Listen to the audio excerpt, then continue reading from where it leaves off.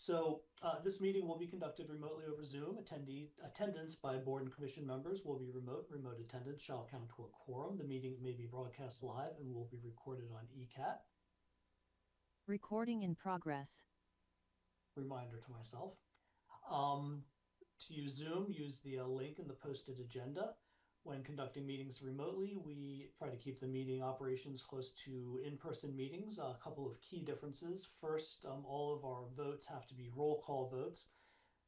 And another thing, for members of the public to offer comment, use the raise hand function and the chair can recognize you. And then for folks who have items on the agenda, when that comes up, we will promote you to a panelist so you can talk and participate when your item comes up. And oh, and here's John. Okay, great. Hello, John. Thanks for raising that hand. So John Hosmer is here. Okay, so we're just missing Dennis Sheedy and Phil Vecchio. Okay, so Rob, you asked if I could do the roll call vote, so I'll call people's names, and then if you could respond by stating a name and that you're here, that would be helpful. Rob Rogers. Here. Okay, Ed Hans.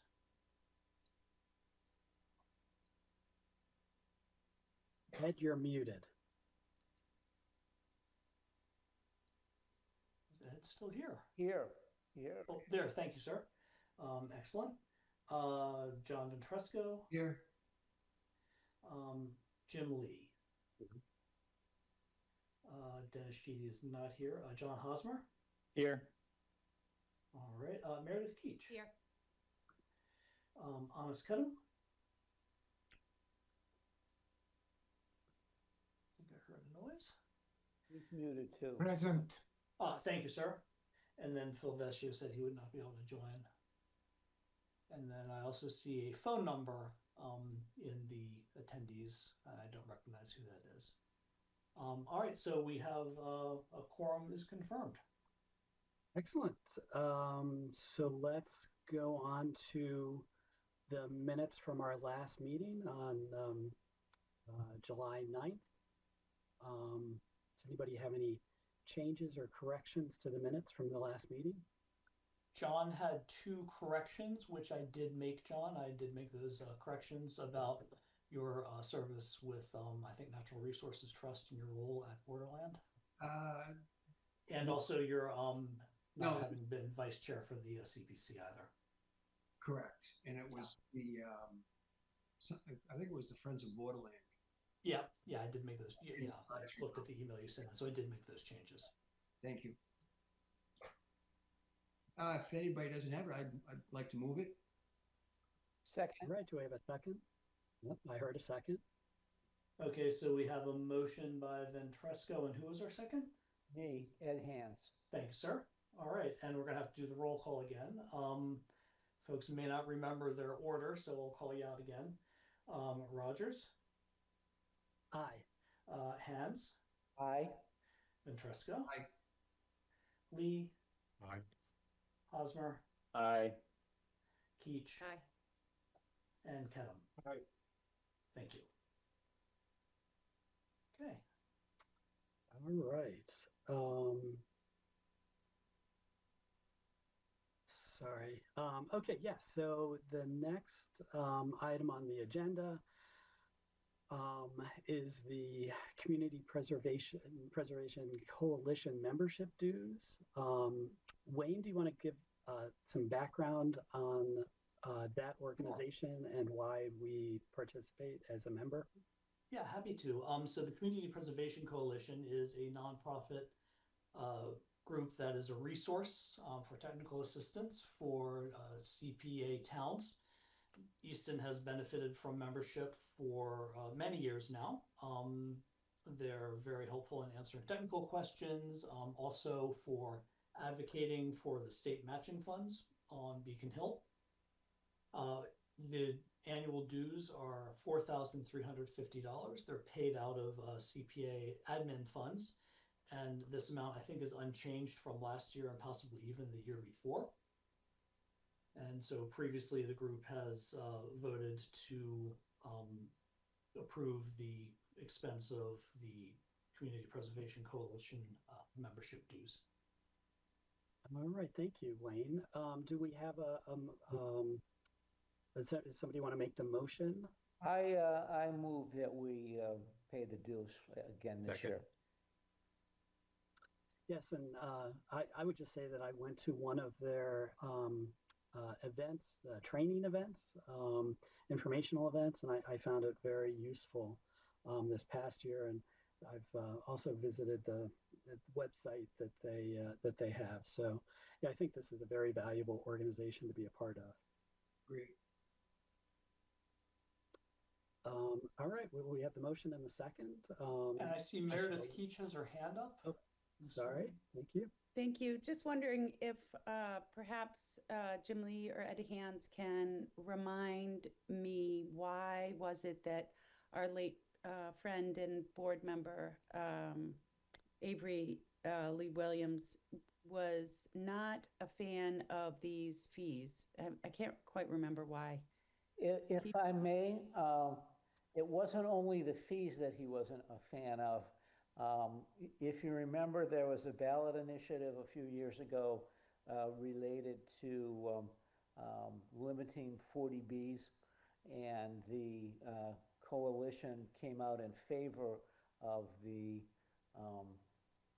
welfare for developers, and that really set Lee off. And then Lee always thought the money was too much. What do we get for the 4,000? I know it's a great organization, but like, that's a lot of money. What do we get for Is it? the trainings, the access to the website and all of the information that is there, the advocacy and lobbying on Beacon Hill for the state match. These are the people who work to keep the state match in place and to work to make it as high as it can possibly be. So it's the advocacy group and technical assistance. I know we've called on it a few times, haven't we? Stuart? We was that have, correct? yeah, And Stuart Sagnor, yeah, and Joyce asking Mack. for counsel, and you find it helpful, Wayne? I do, actually, yeah, I do. Thank you. Any other discussion before we vote?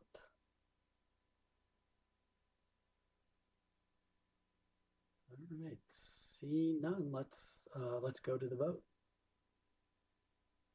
Okay, once again, Rogers, Aye.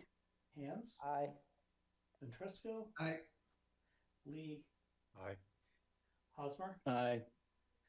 Kedem, Aye. and I got out of order, sorry about that, Keach. Aye. Thank you, I think I got everybody. Thanks. All right. So next on the agenda is the applications that we have this year. Quite a few of them, and I guess it's a procedural question that I don't know the answer to. So we've received the letters of interest. Are we voting at this point in time on whether we are asking the applicants to move forward to the next stage, or is a vote not required? How does that go at this point? Yeah, this is it is a little open-ended and a little unstructured, and that is somewhat by design. Yeah. So, and then since we do have a dozen potential projects, and some of these may have more questions, some may have fewer, and we've already had two potential applicants asked if they could appear at a future meeting. So Rob, you and I had talked, I think last week, about recommending to the group, if we can get a quorum confirmed, that we have an interim meeting on Thursday, August 27 at 7 p.m. on Zoom. And this would allow a near future meeting if we had questions that we wanted answered, so they could, the applicants could respond, or DPW and Oaks Ames could attend, and then still have enough time to, if they were invited, to submit the draft application by the September 23rd deadline. So the process for this is designed to allow equitable support and consideration for all different groups, those with professional staff and those that are volunteers unfamiliar with grant processes. And the concept is everyone who may be interested in CPA funds submits a letter of interest. And we've got letters of interest submitted for 12 potential projects. And then the CPC would consider these letters of interest as to eligibility and if there are other conditions that might be needed or if they have any questions. And then the CPC would vote to invite submission of a draft application or not. The CPC could decide to not invite an application this year at this time for this project.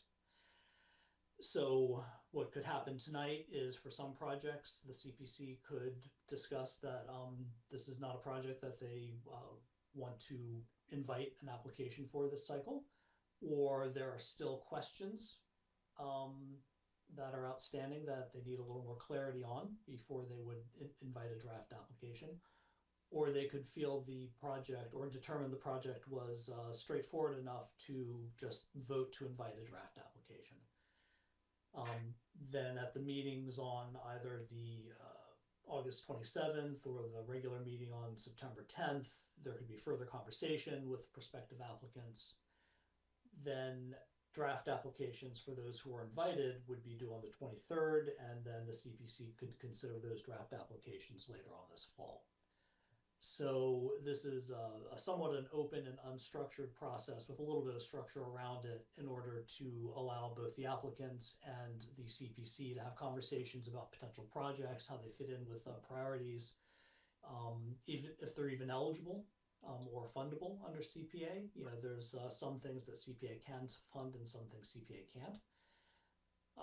And some initial feedback on potential projects to allow these conversations. So that's all a bit long-winded, but I hope that's at least helpful for setting the context for folks. Yeah, thank you for that, Wayne. Yeah, Wayne and I had discussed, given the number of applications this year and the potential for having questions, let alone applicants not being able to show up for this meeting, to have that subsequent meeting later this month. Again, I'm not sure whether we need to vote to put that on the calendar, or that's like a. I think that would be a just sort of a we could check right now.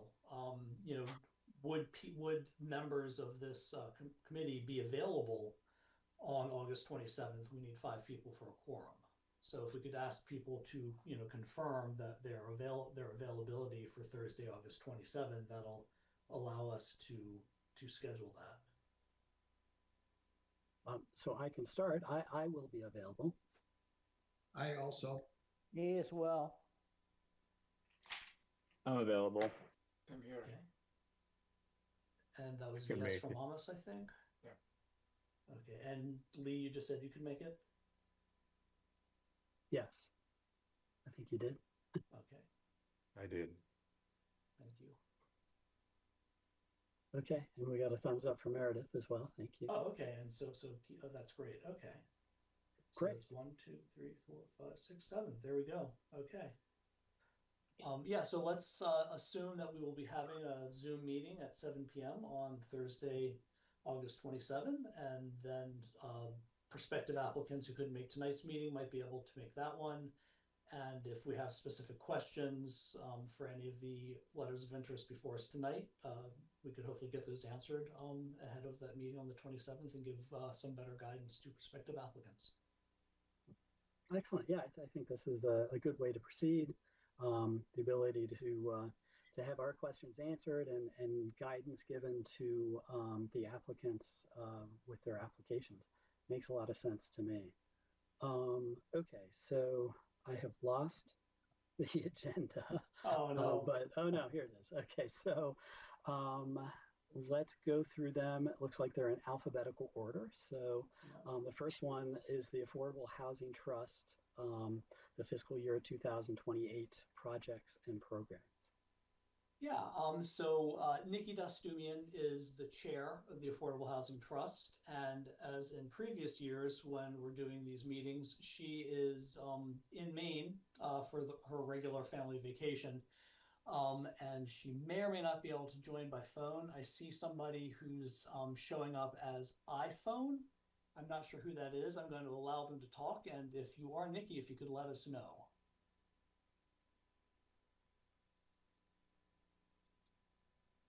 Hello, iPhone. Wayne, it might be me, Chuck Early. Ah, Chuck, yes, that is you. Thank you. You are not Nikki. Thank you so much. All right. Away you go. All right. Thank you. So Nikki clearly can't make it. I am also staff support for the Affordable Housing Trust.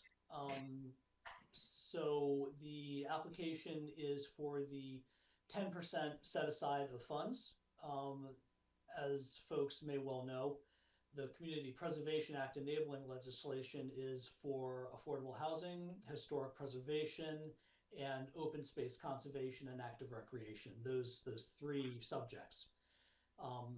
By this enabling statute, every year 10% has to be set aside for each of those three, with the remaining 70 you can allocate among any of those three. And what the CPC has done for several previous years now is just as part of the CPC budget, allocate that 10% to the Affordable Housing Trust. In 2019, the Affordable Housing Trust was advised by the CPC to save its funds for potential larger projects that may come along, which the Affordable Housing Trust has been doing. And the trust has been meeting this summer to discuss potential projects and building public support and exploring the feasibility of them. Some of these ideas include supportive housing for veterans, which has been done successfully and quite interestingly in Chelmsford and Westford. Another priority for the town is affordable senior housing. And there are some nonprofit developers that develop very interesting senior housing developments that also contain a senior center as part of the development. So this is a really interesting idea. So the trust is exploring which big projects they want to really dig into and maybe bring forward to the public for further consideration as to feasibility and support. And so this application is to ask if the CPC would consider, again, allocating that 10% set aside, estimated at about $250,000 to the Affordable Housing Trust again for this current fiscal year. Well, thank you for that background. Discussion or questions regarding this application? I'd like to move it forward if there are no other questions or concerns. I guess the one question I have, again, being new on the committee, is the relationship we have with this allocation and other applications for affordable housing. So, later on, we've got the Habitat for Humanity coming forward, requesting funding. This is that sort of minimum 10% set aside that we're sort of building up for bigger projects. But along the way, we're still funding, other affordable housing, or have the possibility of funding other affordable housing projects. Is that correct? Right? Yes. So for this year, the possible scenario could be the minimal 10% to the Affordable Housing Trust and an additional CPA amount over that for a different affordable housing project. Historically, this is an accurate statement. In most recent years, the Affordable Housing Trust has used the Affordable Housing Trust funds on affordable housing projects. The Affordable Housing Trust has spent well over $300,000 to facilitate a group home for 8 individuals with acquired brain injuries down on Foundry Street. has done some rental assistance programs during COVID, emergency rental assistance, and has also acquired properties to then issue an RFP for affordable housing development, which Habitat for Humanity has actually partnered with the trust on building. So the Affordable Housing Trust spent about $225,000 or so acquiring Quantico Avenue, which Habitat for Humanity then accepted the land and a grant and then built a house on, and that just opened, which was a really wonderful home dedication just a few weeks ago.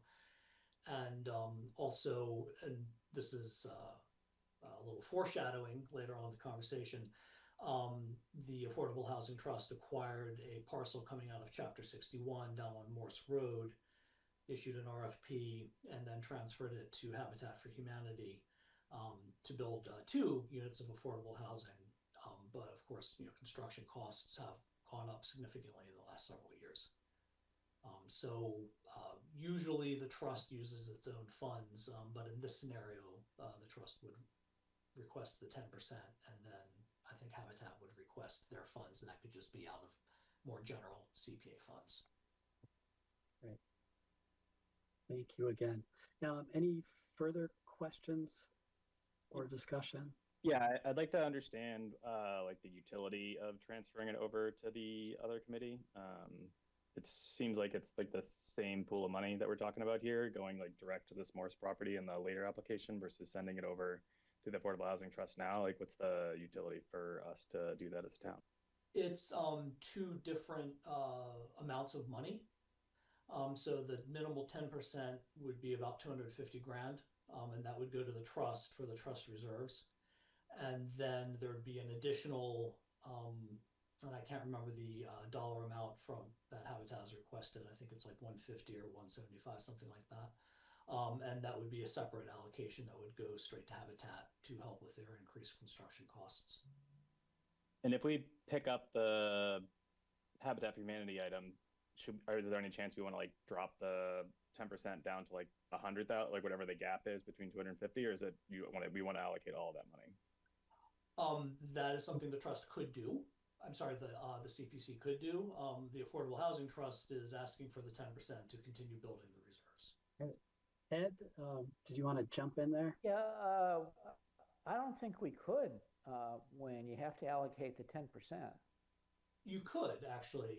You only have to allocate 10%, and it could be split. That 10% could be split between a smaller amount to the trust and then the remaining to an affordable housing project. I just want to say that for the past number of years, we've done it this way because prior to that, this caused a lot of debate every year over who's going to vote for spending the money. Yeah. So we decided to just run 2 different bank accounts, and it's worked very well. Right. Should we, let's move forward with so are we voting? You could. I think one thing that the group could do if they don't have further questions and are open to considering this application, this proposal as it stands, would be a motion and a second to invite a draft application from the Affordable Housing Trust. Okay, yeah, that would make it official. So is there a motion? I think John did. Yeah, make a motion to move this forward. And Sorry, John. I'll second it. Okay. Rogers, Aye. Ventresco, Aye. Hands, Aye. Hosmer, Aye. Lee, Aye. Keach, Aye. and Kedem. Aye. Oh, thank you. Thank you, everybody. Appreciate that. All right, so then let's move on to the Borderland Bog Garden. Okay, yeah, so we've got the Borderland Bog Garden, and then we've also got the Borderland Mansion Windows, 2 separate applications. And I see in our attendees, we've got Norma Urban and Ginny Murray, who I know are from Borderland. So Norma and Ginny, I'm going to promote you to panelist right now. And Ginny Murray. Okay. So here comes Norma and Ginny. Great.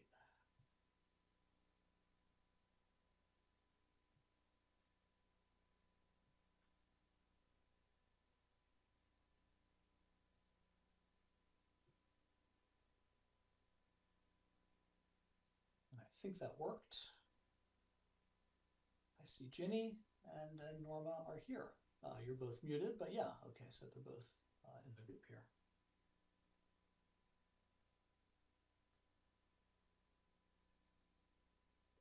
Okay.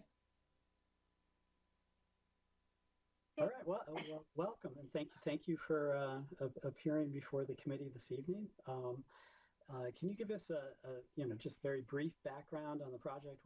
We've read over the letter of interest, but for the public and others. Norma, do you want to, or do you want me to?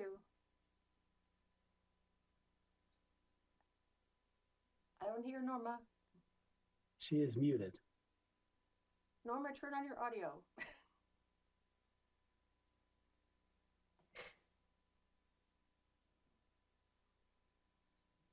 Well, maybe it's me. Well, I can jump in. So I have met this master gardener who loves Borderland. She moved here from Winchester maybe 5 years ago, and she really came to me and said, I wish we could do something at Borderland with the pool area. It's sort of like mowed grass and a kind of a overgrown lily pond. She said, I would love to research the original plants that Blanche had there, Blanche Ames, and that existed there before the pool was dug up, and restore it to a bog garden, which Andrew Buckley at Borderland thought would be a great idea. To do so would involve some irrigation issues. I guess there is some blocked irrigation that exists, but it would be removing sod and putting in native plants that existed before the 1930s when Blanche put in the pool. And I think this master gardener would really rely on help from the Master Gardeners Association, and they would be willing to do a lot of the legwork to install the plants and do a lot of the digging and all of that kind of stuff. But it would be such a beautiful place for the pool instead of what kind of it is now. There's a disc golf net nearby. People are always walking around there. They're always walking down to the pool area. And I think we just thought it would look really nice to see it restored the way it used to be. And right now the DCR is having a hard time keeping up with some of the beech leaf disease that is occurring in our state. I don't know if some of you are probably aware of that. And it's really infected maybe 25% of Borderlands trees are beech trees. And in a very short time, they could be dead. So I think the focus there is more on that kind of an issue rather than sort of a restoration. I don't know if this would come under historic preservation or really outdoor recreation, wasn't sure. But at any rate, the master gardener did the work at Queeset House, has a lot of experience with other groups, and she said that that Easton, the park, is not on the part of the National Park Service. So there are not a lot of federal funds or even state funds that would go into doing this kind of a project. So we were really just hoping to partner with the town and maybe ask only a short amount of money to see if we could get this accomplished. Norma, are you there yet? Yes, can you see me? Can you hear me? Oh, Yes. yes, Can you I hear can. me? Do you have anything to add about the bog garden? Well, I know that Blanche had a lot of native plants in there, so I think that we want to restore it to, how it looked originally, which would be nice. And I'm hoping that we can accomplish that. I don't know what else I could say about that, about the bog garden. I know that the pool area really needs a lot of work. It's fallen into disrepair. Meredith, you have your hand up. Yes, thank you. Couple of questions. I love the idea of creating any gardens or park space. I'm the recreation representative here on this committee. One concern I do have, as we're seeing across the town, is maintenance of parks and recreation space. Also, in the parks that I have been a part of the renovation, there's always a steward of the property who makes sure years after that the park is renovated, or I'm sorry, is overlooked. And so the two questions are, one, would this be a project that would be just a one and done and then you move on and it looks beautiful? Or is this something that you're in town and plan to visit and sort of give a heads up that something needs to be done at the park or whatnot? And also, what type of maintenance will need to be done after? You know, does it need water? Like we did Alley's Park and had a beautiful plan.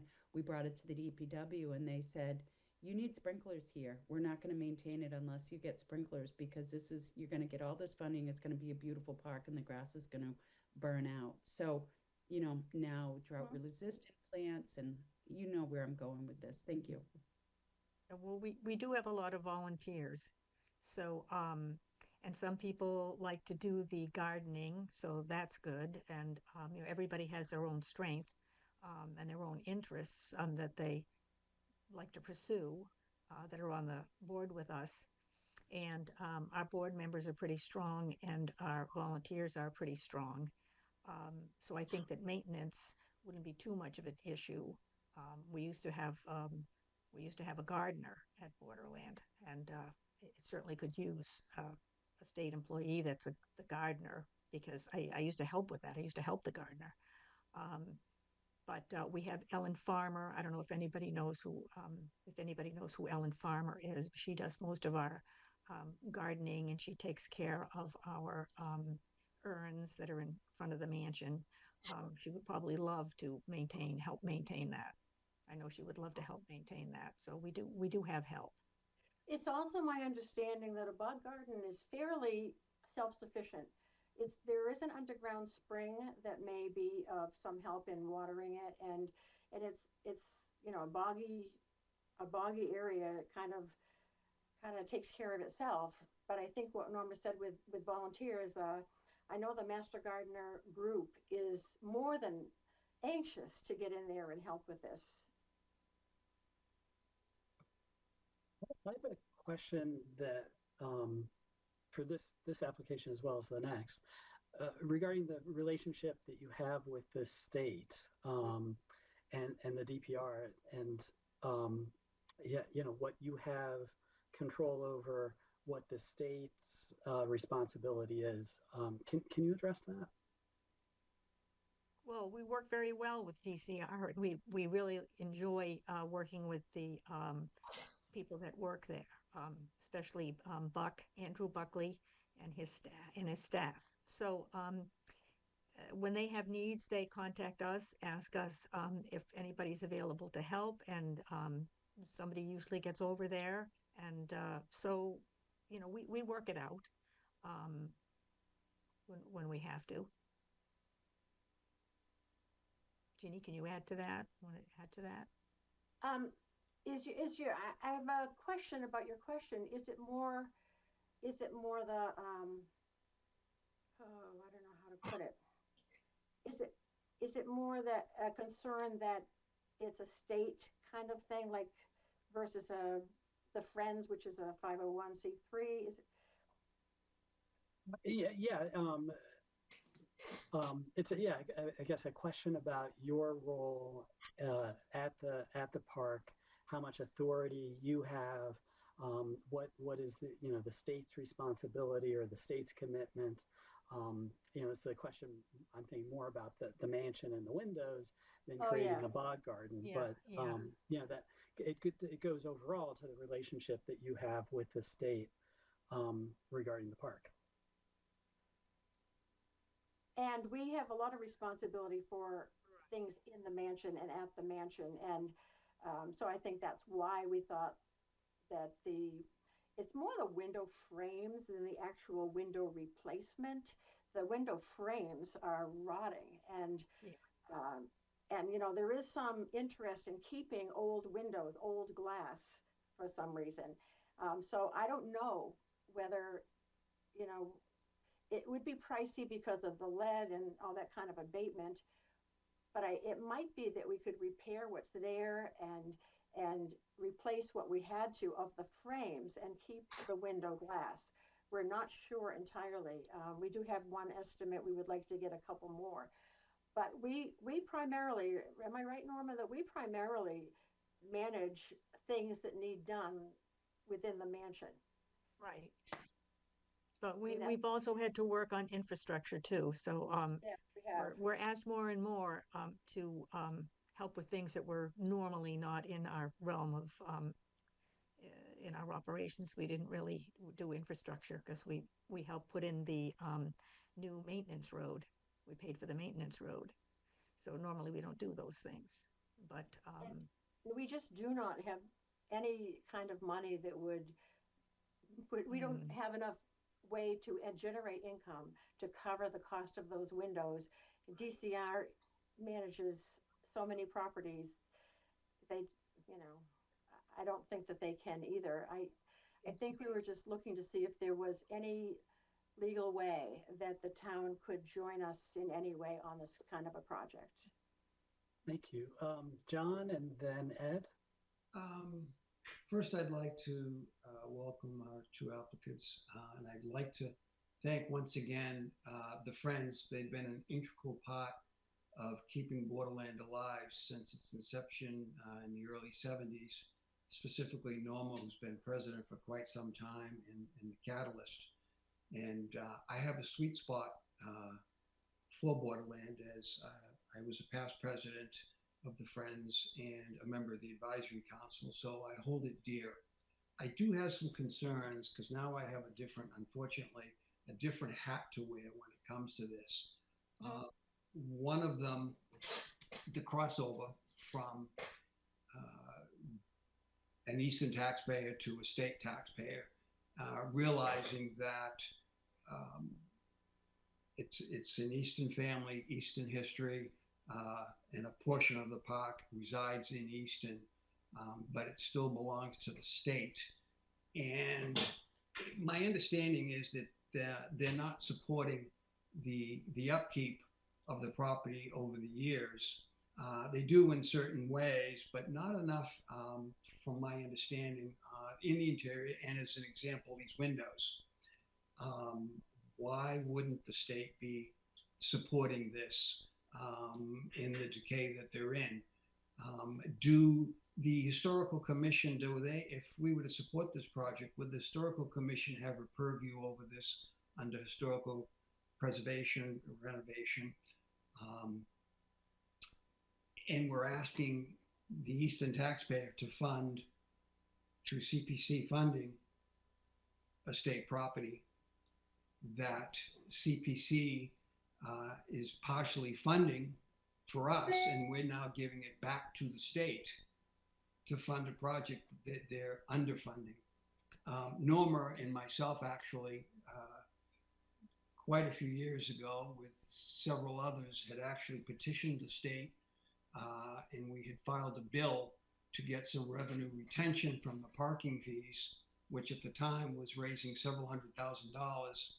And most people think, well, it's not too bad because it's going to Borderland. We're supporting the park, where not a penny of that actually goes to Borderland. It goes to my understanding, the big black hole. That's the way it was back then, and I'm assuming it's the same way. Mm-hmm. So it bothers me that the state is continually taking money from the property, but not enough to maintain this historical treasure. I know that there was a controversy when the CPC was asked for funding, and maybe Ed can go to this a little bit more, when we supported the Smith Farmhouse that's on the back entrance on the Bay Road side. Um, I'm just concerned about that crossover going from Easton taxpayer to a state-funded project. And again, I totally understand and appreciate that it's an Easton family and that the park resides in Easton, but again, not to be overly redundant, we're asking the taxpayer in Easton to support a state property. And that's what I have to say at the moment. Ed? I would at this moment defer to Wayne because he might have answers that I don't have. Oh, sorry, Wayne, I didn't see your hand up. No worries. Yeah, I have maybe a clarification of a question I have, and then maybe a somewhat of a response to the Historical Commission's purview. So the second one, Historical Commission purview, as a regulatory board, the Historical Commission would not have any oversight of this kind of a project. It's not a demolition, and it's not in a local historic district. And so the Historical Commission would not have regulatory purview. However, should a grant go forward, it would be a condition of the grant that the work be in accordance with the Secretary of Interior standards and be approved by the Easton Historical Commission. So that is how the Historical Commission could be involved and have oversight of the quality of the work done. Then the other part about the relationship with the state. So Ginny and Norma, I don't know if you saw links on the town website.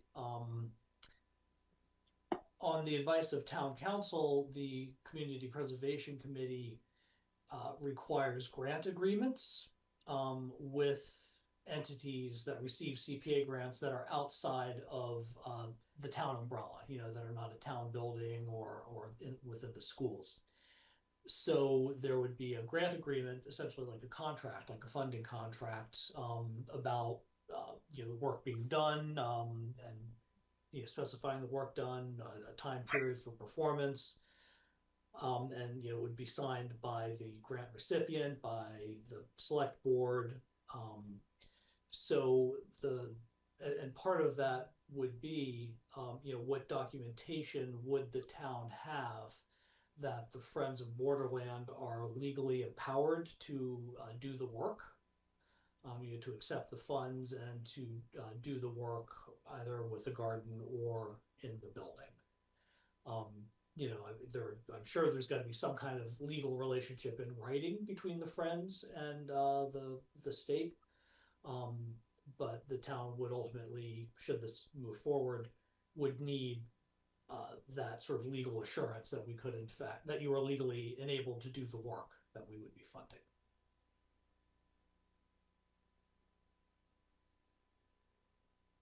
Thanks.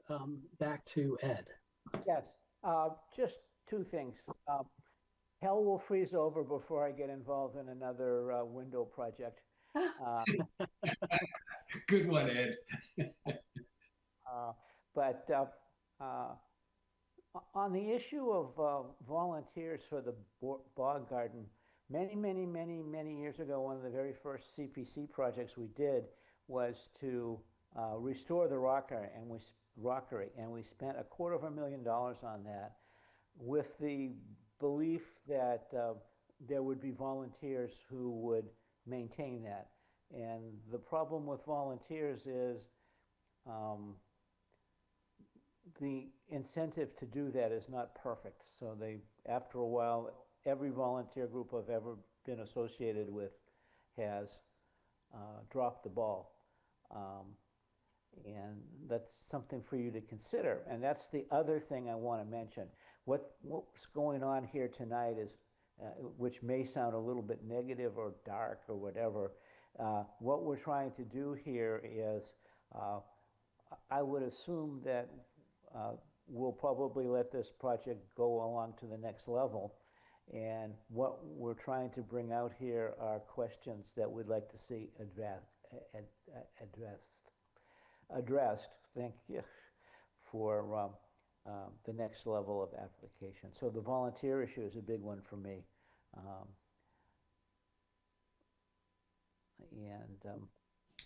As I said, I think the issues raised by John and some of the other people related to the relationship between the state and maintaining the building are something that you guys need to look into, because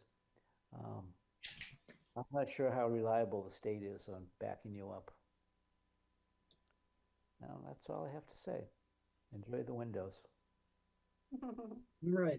Any other questions or discussion? I suppose I see John. John Husband.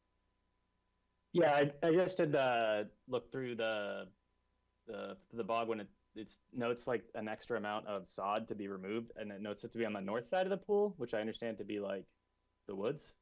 Is it on the south side of the like pool that we're talking about? And like, what's the extent of the sod that would be Talking about the basically we're talking about the filled-in pool area. Okay. So, and then the surrounding sod is what you're talking about, or is it just like literally just the surrounding pool area, or just the pool area like, inside of the pool? Right. Okay.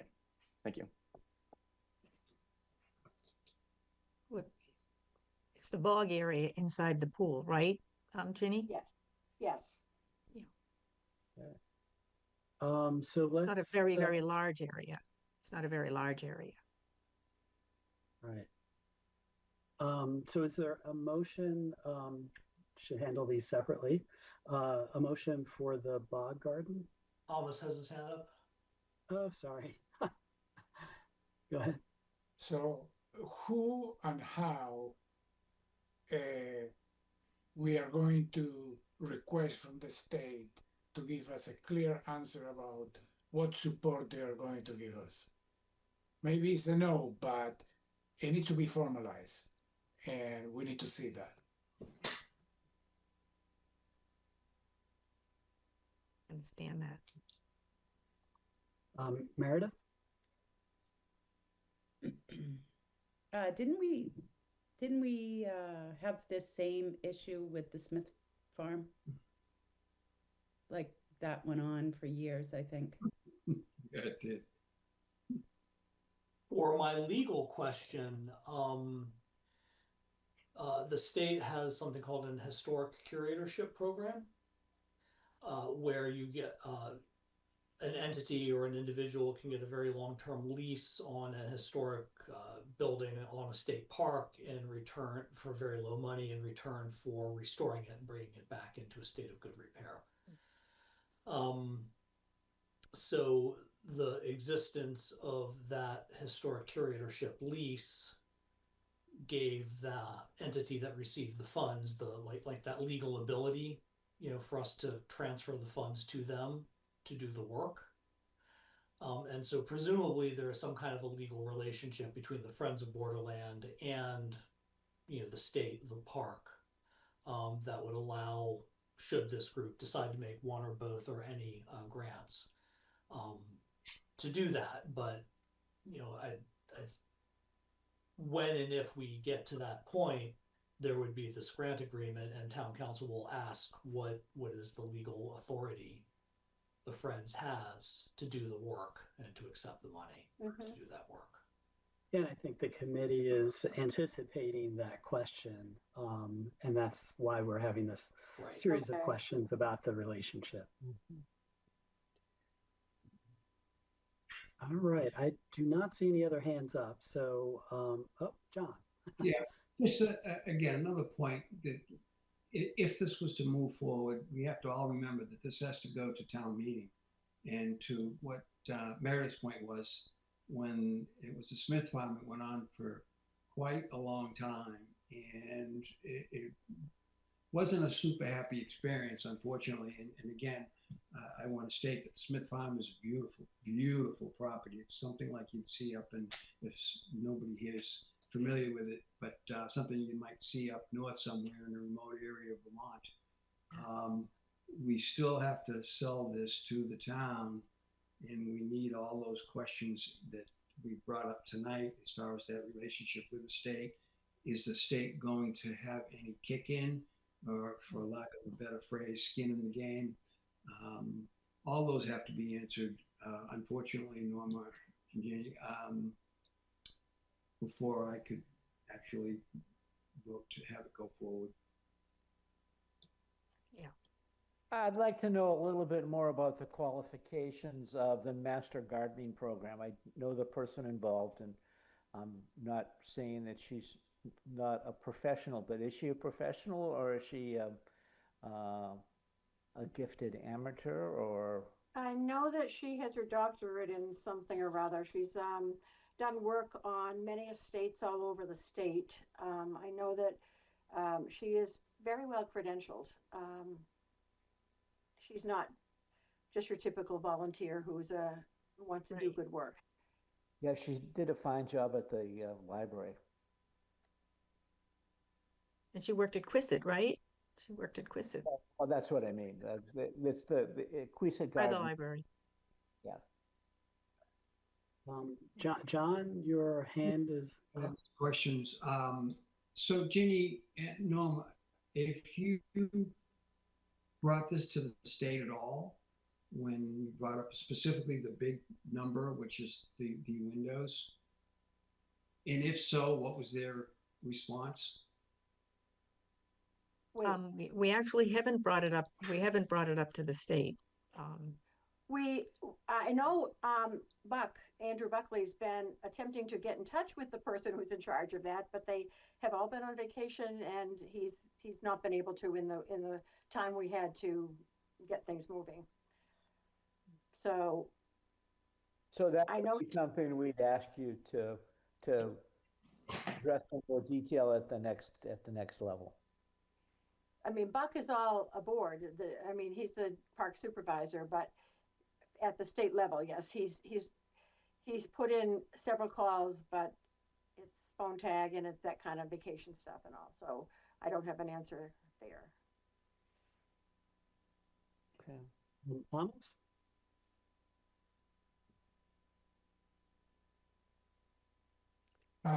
Is there a design in writings, rendering of what it is, the area, some kind of drawing, some kind of something that explain what the work will be?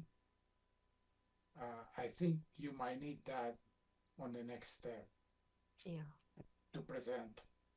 What kind of plants are you considering? Bog plants are pretty general. Yeah, well, at least dimensionally, what we are talking about, where it is located, maybe some pictures of the current situation. You need to present all that. Yeah. You are explaining all this verbally. I think it requires something in writings that people can see. Yes, and the person, Chris Atkinson, is working on the exact components that would make up the bog garden. She is doing that as we speak, and she let me know this the other day. Great. I think somehow for the windows, you need something similar too. Yes, I agree. I do too. John? What's the ask for the bog garden? What did we ask? Yeah, what's the ask amount? Oh, 18,000. Right. I mean, yeah, 18,000 from you, and we think we would probably need at least that, or 20,000 to kind of do it. Yeah. 18,000 from the committee. So and this is another question that I think about, usually when we support these projects, that we have some type of signage that it's supported by the Easton Community Preservation Committee. Would that be an issue if that was to go forward? Well, we could do that. Oh, yeah. Well, it's not a matter, Norma, of whether or not you guys would do it. It's would the state allow it? We did that for Smith Farmhouse. DPW has a store of signs that they put up. Yeah. That it says CPC funding. Yes. Easton CPC. Yeah. I don't think that Buck would have a problem with that. Do you, Ginny? Do you think that Buck would have a problem? Not at all. Yeah. All right. So again, separating these out, these two applications, is there a motion for the bog garden? I make a motion that we ask the Friends of Borderland to go ahead and provide a more detailed answer to the questions we have tonight at the next level. Is there a second? Second. So if I could clarify, is this an invite for a draft application, or do you want to defer inviting an application No, I think until the next it's a meeting? very worthwhile project that that we should. Okay, so this is inviting a draft application. Okay, thank you. I've lost track of all the folks on my little list here. Rogers, Aye. Ventresco, Aye. Hands, Aye. Hosmer, Aye. Lee, Aye. Keach, Aye. and Kedem. Aye. Okay, thank you. All right. So staying with Borderlands, I know we got into the to the window project Right. a bit, but yeah, I wanted to open it up if there's any questions or discussion regarding the windows, or Ginny or Norma, if you have anything that you wanted to add before we get into that regarding the windows. Well, I know that we probably have to produce more information, but we just know that it's kind of an urgent issue with us. We certainly don't want anything to happen to the mansion. It's on the National Register, and it's quite well known. It's a little jewel there in Easton. We certainly don't want it to fall into disrepair. So we're trying to find any way that we can keep it going and keep it standing and keep it beautiful. Ed. I said I wasn't going to become involved, but I'd like to find out if there's any state requirements or regulations related to upgrading the environmental quality of the windows. Okay. Amos? Yes, the question is when you are going to have actual quotes from contractor, and before that you will need to put a specification of what you actually want done. So you need the specifications and betting from different contracts. Right. Right.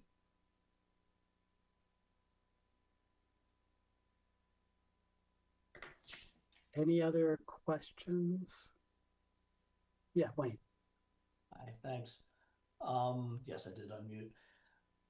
So should this be invited to submit a draft application, I would strongly encourage Historical Commission, and John, you're a member, to do a site visit early in the process and give feedback to the Friends of Borderland on what sort of window treatment might be supported.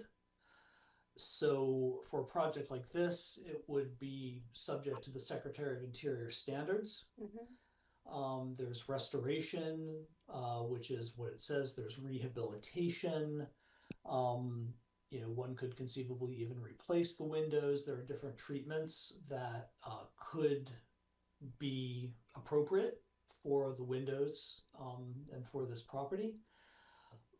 Generally, the Historical Commission prefers to see restoration, and that's keeping the glass Right.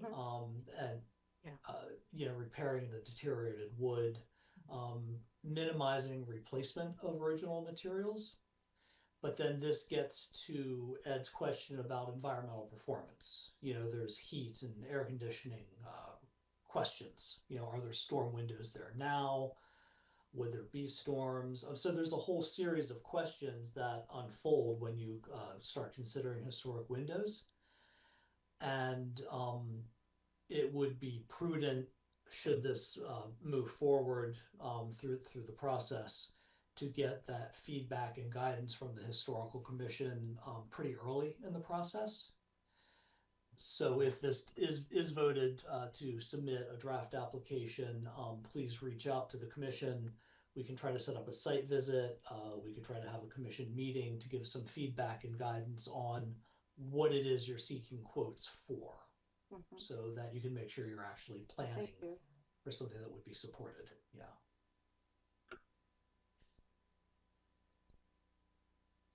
That sounds good.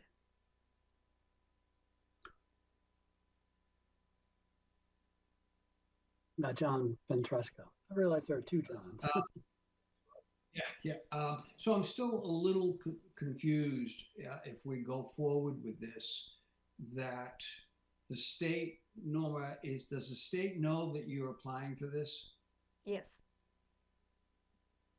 Okay, so they are aware, obviously, of this application. And am I wrong in saying that they're not interested in any type of financial support? Well, we're going to be moving ahead to see what we can do about that. I'm actually thinking of calling the governor. I don't know, or inviting her to Borderland, inviting her to the mansion. We don't really know where it's going to take us, but we just know that we have to get the project done. So, I also know that the Ames family supports this. I know that yes, Oliver Ames has been in touch with Norma, and he definitely could help us put, not pressure, but could help us get some of the answers that we're looking for, that we are kind of stuck on. Well, that was my next actually question, Jenny, that maybe, he or she can put some pressure on the state, or we consider to possibly, if you're getting an approximate of 200, I'm assuming it's going to be much higher, because everything always comes higher. And that we're going to be getting into, again, expelling Easton taxpayer funded for the state property. They're not doing anything. It would be a hard sell, because all of the CPC commissioners are the ones that are out into the community explaining why we're doing this. And that number one question is going to come up. But isn't that a state property? So we've got to be very, we've got to have our credibility. I mean, I'm speaking for myself now, but credibility to represent the commit the CPC board and obviously the taxpayer funded funds for Easton projects. I would echo that, right? Because my understanding, this is just one side of the building's windows. And so is this just the tip of the iceberg for maintaining a very large, expensive, historic mansion, right? Which, that sort of relationship with the state comes into play here. That's going to be a very big issue as this moves forward, I would think. Any other questions or discussion before we see if there's a motion? All right, seeing none, is there a motion?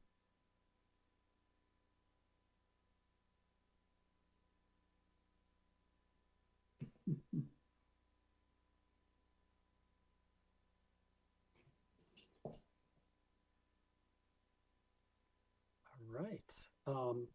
So everybody's on. So it seems the group is not interested in inviting a draft application for the windows. Okay. I really appreciate your putting some time into this. Ed has his hand up. You can take this as a rejection and never care about the windows again, or you can take it as many of us, like myself, feel that the time frame of this year's application process doesn't give you enough time to answer all the questions at the state level that you need to have answered. They've got to step up. Yeah. I think Thank that you. nicely summarizes the sense of the committee, at least from my perspective. Well, thank you again you. For spending some of your evening with us, and we look forward to learning much more in the near future about the Bog project. Thank you so much. We really Thank you, appreciate thank you, Thank you. Thank you. thank you. All right. I think the next is the Frothingham Park project. Okay, let's see. We had Chuck Hurley, let me see, as an iPhone. Okay, yep, so here's Chuck. I also see somebody identified as Greg Walker, Frothingham. So I'm gonna promote Mr. Walker to panelist. And then I also see Tana Babbitt from REC. Tana, if you'd like to be promoted or to speak on this, you know, if you could raise your hand or something like that, and we could do that, or you could just be here attending out of your own interest, which is also fine. Okay, I'm not seeing any motion from Tana. So yeah, for Frothingham, we've got Chuck Hurley, and where is everybody? I'm losing everyone. And Greg Walker. Right. Well, thank you both for coming before the committee this evening. Again, we've reviewed the letter of interest, but for the interest of the general public, if you could give a brief overview of the project, that would be great. Sure. This is Greg. Chuck, are you still there?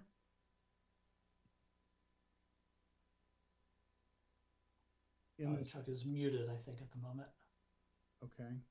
In the spirit of everyone's time, I'll start into it. So, for those that have visited Frothingham, on the Sheridan Street side, there are a number of trees that are beginning to show signs of degradation because of just years of erosion and where they sit on the side of a hill between the track that goes around the infield at Frothingham and Sheridan Street. And earlier this year, we started looking at alternatives to, trying to shore that up, if you will. We had engineers come in and make recommendations for retaining walls to help preserve the trees so that we could preserve the effect of what the growth of those trees was beginning to do, which is to undermine the stone columns that are along Sheridan Street that support the wrought iron fence that borders the park and Sheridan Street. So we had engineers come in and they made recommendations for putting in a retaining wall. The expense of that was anywhere from $150,000 to $200,000 between all the engineering work, the planning work, the approval work, and subsequently the work. And we all agreed that one, it was a massive expense, and two, that it was probably going to affect the aesthetics of the park. So started looking at alternatives, and it seems like at this point the most cost-effective and easiest way to go in and remediate what's being done there in terms of the erosion and where the trees are beginning to list so that sooner or later they're going to fall over, which could be a hazard to people in the park, but in addition to that could do more damage to the wall, the fence along Sheridan Street. So we went out and we got estimates for having the trees removed, having the stumps removed, having that whole area restored, if you will, in terms of grading, bringing in loam, and putting in a fabric type seed that would actually hold on that hillside so that we could, in essence, return it to grass, alleviate any impact that is beginning to happen on the track itself, and obviously head off what seems to be the beginnings of impact to the stone columns and the fence, and ultimately what could be along the edges there of Sheridan Street. So that's, you know, in a nutshell, what it is that we're looking to do. We did start out looking at a retaining wall initially. That seemed to be way too much money, and now have come back with this. And as you saw in the submission, the estimates are probably between $30,000 and $35,000 for all of the things that I talked about, which is the removal, the restoration, the seating, and then restoring that back to something that would have some stability. Chuck, I don't know if you're now off mute or if there's any questions from the panel. Please let me know.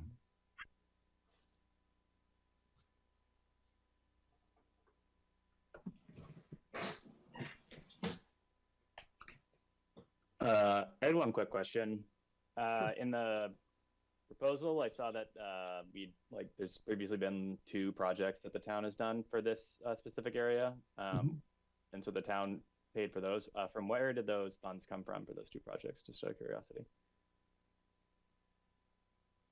I personally don't know. In terms of what the projects, the overall funding for the project, So like, or the town's contribution. Sorry, John, didn't mean to speak over you. The No, town's contribution or the overall funding for the project. Yeah, the 2 projects that were listed in the application were the stone columns and the fencing improvements along that side. And I was wondering which pool that came from the town. Like, was this previously CPC, or this might have even existed before we had the CPC set up? Can you hear me now, Wayne? Yes, Okay. we can. I didn't hear that question. I've been having trouble with this. I don't know why, but you know, now that we get a way to hear it, I guess I can ask that question again. I have it asked again. John, did you want to re-ask that question? It goes back to the historic funding mentioned in the proposal that the town has given to the park. Was it 20,000 for fencing improvements and 40,000 for restoring the historic stone columns? The question is, where did that money come from on the town side? And yeah, I think that's the question. It would have been CPC funding at that point in time, I believe. That's the only resource we have outside of what we have for ourselves. Great, thank you. Yeah, in my institutional memory, the town has funded, I think it was more on the Park Street side, maybe that gate, but possibly Sheridan. But yeah, there was sort of a gate and stone column restoration project.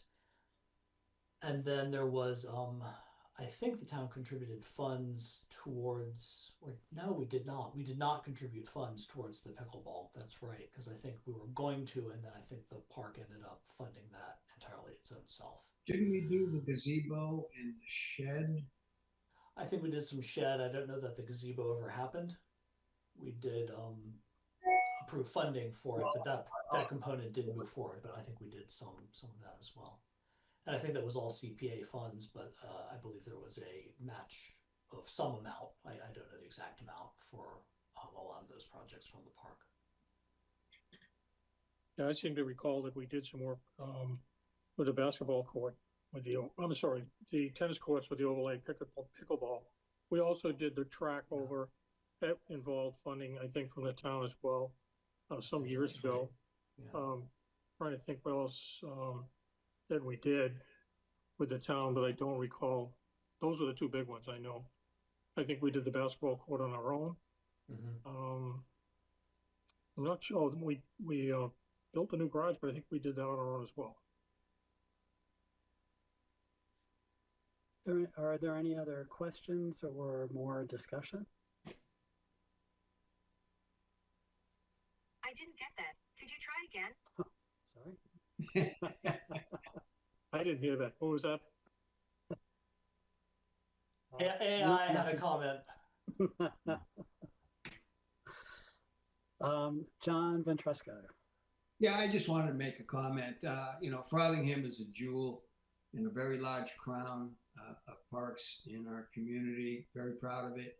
These guys do a phenomenal job. If no one else has any questions, I'd like to move it forward. Well, just Right. Go ahead. just to call up, thank you for saying that. We've worked hard over the years. The park is almost 100 years old, and we've invested in the park heavily to bring it back up to standard, so that what we're doing is maintaining it as much as we can at this point, and not having to do major projects like we have for the last 15 years. So thank you for your compliments, because we try very hard to complete it and keep it as a jewel. I'll second the motion. Right. Wayne, can you do the roll call? You As are soon muted. as I remember to unmute myself. Thank you for that. Yes, Rogers, Aye. Ventresco, Aye. Hans, Aye. Hosmer, Aye. Kedem, He's muted, but he said aye. oh, okay, I saw the thumbs Aye. up. Yeah, thank you. Lee Aye. and Keach. Aye. Unanimous, thank you. All right. Thank you, Greg and Chuck. We appreciate you joining us this evening. Thank you. Great, yeah, and then as a reminder, draft applications are due by the 23rd Of August, yes. of September. September. Oh, September. But if you want to get them in by the 23rd of No, August, I'm not going to that's, stop you. I was just working back from the August 27th date. Okay, Yeah. so Wayne again. So September 23rd, it's a due date for those? Yes, sir. Yeah. Okay, terrific. Thank you. Yeah. All right, then moving on to the Habitat for Humanity's project, 8 to 10 Morse Road. I see, hold on. Paris Bollinger is still with us, and then Mr. Souza. Okay.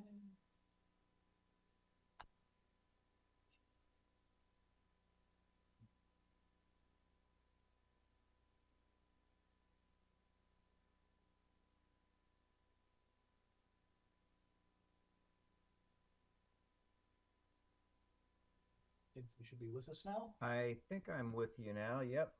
Oh, great. Yeah. Had Well- a couple of prompts there. I had to hit a couple of buttons, but no, thank you for having us. Ah, Joe, are technology. you on, Joe? Joe is here, he's muted. He's muted. Yeah. Okay. All right, well, thank you for joining us. If you could give us a brief overview of your project application. We've read over your letter of interest, but, for the public's benefit, it'd be good to have a brief overview. Yeah, no, thank you very much for having us. And I was really counting on Joe from the development side to really speak to the finance piece, but I can certainly try to cover for him as best as I can, since he may be having some technical difficulties. Thank you all again for having us on the allowing us to attend the call tonight. First of all, we just want to say thank you for being such valued partners to South Shore Habitat for Humanity. We've done some projects in the past, most recently on Pequannock Ave. Paris, I'm on as well. Oh, you are on. Okay, I think great. so, yeah.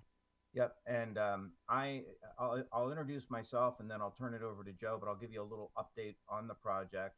My role is I'm the development manager, project manager, family partner, hand holder, wearing quite a few hats. We're a small affiliate based out of Norwell, and the project on Pequannock Ave closed in June, and we are moving on to 810 Morris Road. We just recently had, which is going to house 2 Cape-style homes that will be sort of connected at the corner, if you've seen the site plan, that are 1,472 square feet each. And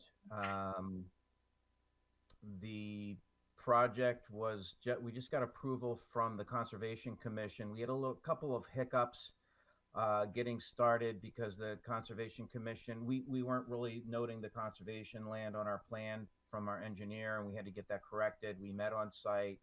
We had to understand what the compliance issues were, so we have permission to start. We've awarded the site work to Bosey Construction, Mike Bosey Construction out of Easton, and you can expect to see more activity on the site in the next week or so in terms of removal of steep tree stumps and earthwork. So with that said, I'll turn it over to Joe, who is our Director of Development.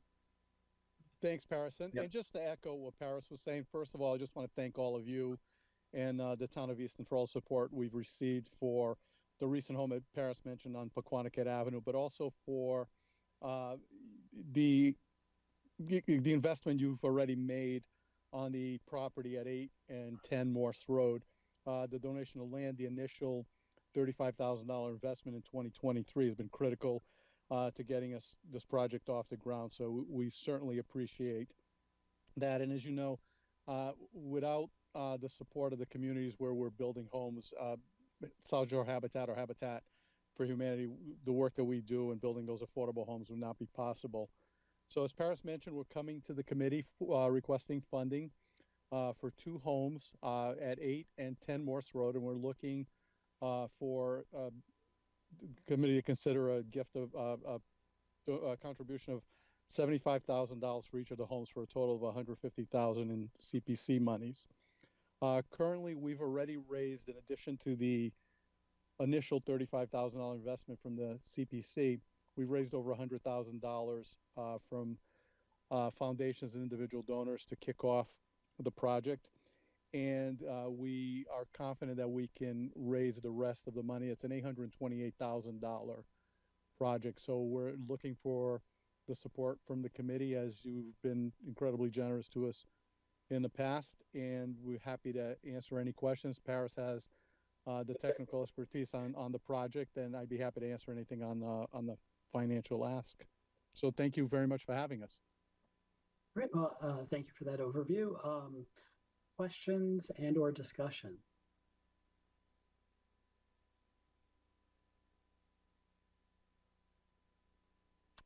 Ed, go ahead. Just very quickly,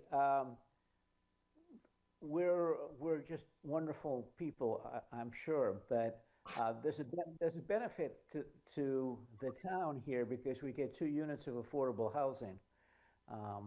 Is that correct? That is correct. 2 units of affordable housing and 2 new taxpayers into the community.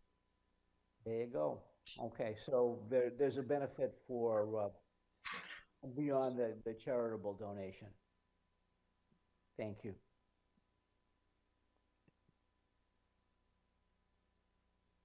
Any other? And I would say also, I'd just add to that too, if there are children involved for each child, I think it's $13,000 of head in Chapter 70 funding that comes to help fund the school district as well. Nice. And I'm probably telling tales out of school, but my wife's on the school committee here in Pembroke, so she's mentioned that to me before. Nice. And Wayne, you can probably help with this. So the state requires towns to have a certain number of units and that are affordable, lest some consequences. Are we at the? Can you provide a little bit of background? We are 13 units short of the required 10%. So I don't want to waste too much of people's time, but in the early 1960s, the state passed what they called the anti-snob zoning or law, Chapter 40B. And that was a requirement that towns have 10% of their year-round housing units affordable to households making 80% or below of the area median income. 80% of area median income for a town like Easton is actually quite high. It's workforce housing. It's below market, but it is in no way low cost.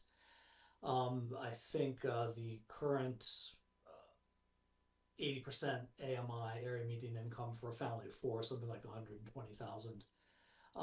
If the town does not have that 10% number, a developer can bypass local zoning and build a development so long as 25% of the units are affordable to folks making 80% of the AMI. Several years ago, the state changed the law to incentivize more rental properties, such that if a town has rental properties where 25% are affordable, all the rental units, including the market rate, count towards the town's SHI. Easton did a lot of proactive planning to concentrate development in places that were sensible for infrastructure investment, that would make sense to have more dense and diverse types of housing. Shovel Shop was a benefit of this. We leveraged Shovel Shop to revitalize downtown, put in sewer, rehabilitate that property. Avalon also brought in sewer from Mansfield that helped put in commercial growth to help with the town's tax base down in that part of town. So the town, and then the 10% number changes every decade with the census. So with the most recent census, Easton is, I think it's something like 9.83 or 87%, not 10%. We are 13 units short of our SHI goal, such that a developer could bypass local zoning now. So we cannot like say no to a 40B, which is not the best news. You know, the town was in a really good position to work with friendly 40Bs, like I mentioned, to concentrate and direct growth in places that made sense for the town. But as Habitat folks referenced, Pequannock will be 1 unit, and 8 and 10 Morse will be 2 more. So, you know, we'll then be at 10 units, not 13. So this helps us move closer towards being in compliance and not vulnerable, no longer vulnerable to unfriendly 40Bs. Thank you for that context. Any other discussion or questions? I move it.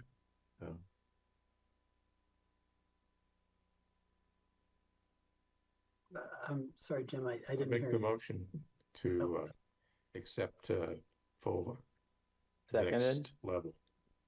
Yeah, extend an invitation to do whatever happens next. So Lee motioned and Hosmer seconded to invite a draft application from Habitat for Humanity for $150,000 of CPA funding for 8 and 10 Morse Road.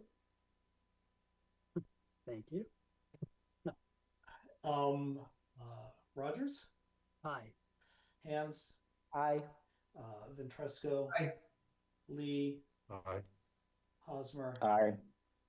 Keach? Aye. Kedem? Aye. And I think that's everybody. Thank you. All right. Well, thank you very much, Paris and Joe, for joining us this evening, and we look forward to seeing your application. Thank you so Thank much. you very much. We really appreciate your time. Absolutely. Thank you. Thank you. All right. Next is the Historical Society, their garden. And here's Ken. There he is.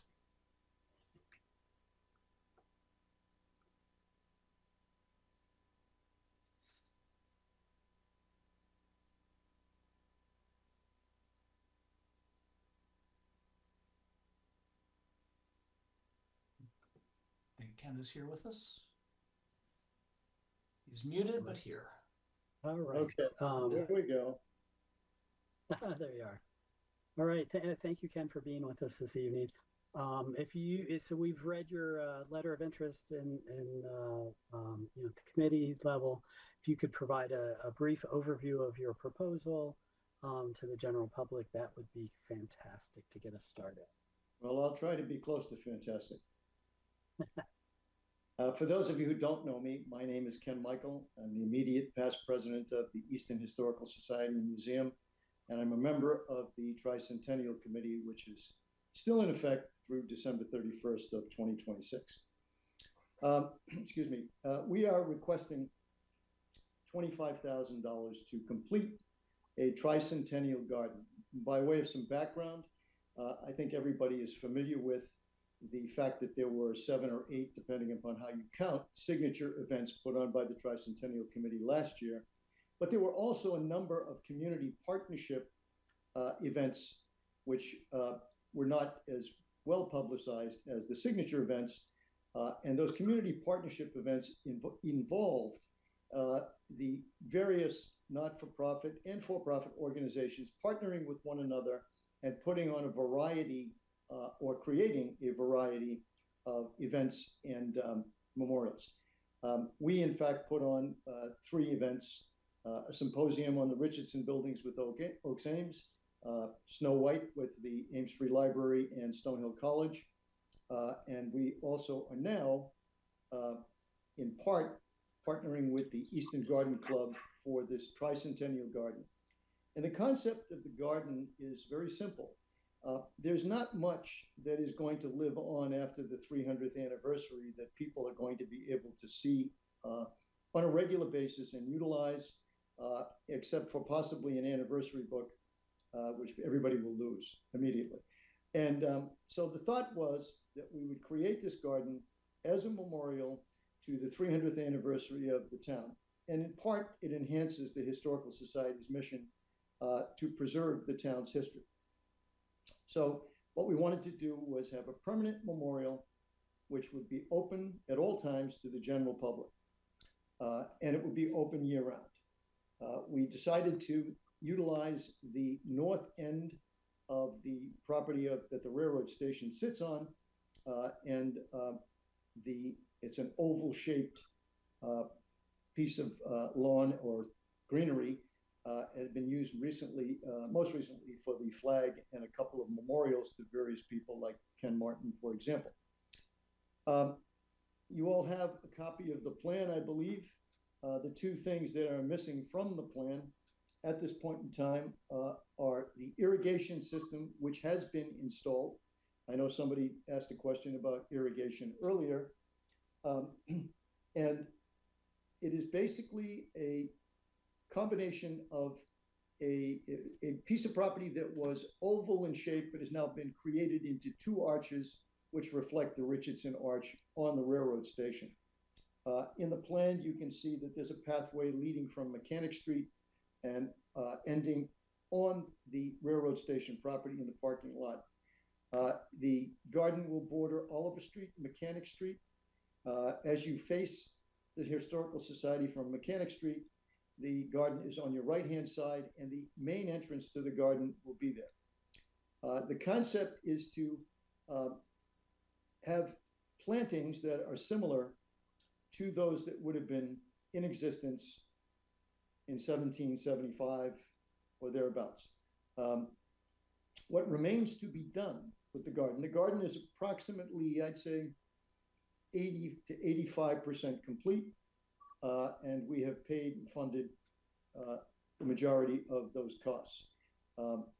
And the remaining items to be done are the gates, which will be attached to the 2 stone pillars at either end of the garden, the entrance and the exit, if you will, and a steel arch, which will be across the 2 the 2 stone pedestals at the front on Mechanic Street, which will be the main entrance.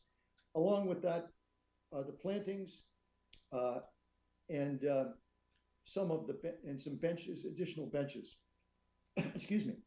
A couple of features of the garden that go to the history of the town, in addition to the anniversary, are we have recently moved from the old fire station the school bell from the original Easton High School, which if you were to walk in on the Mechanic Street side and look immediately to your right, you would see it.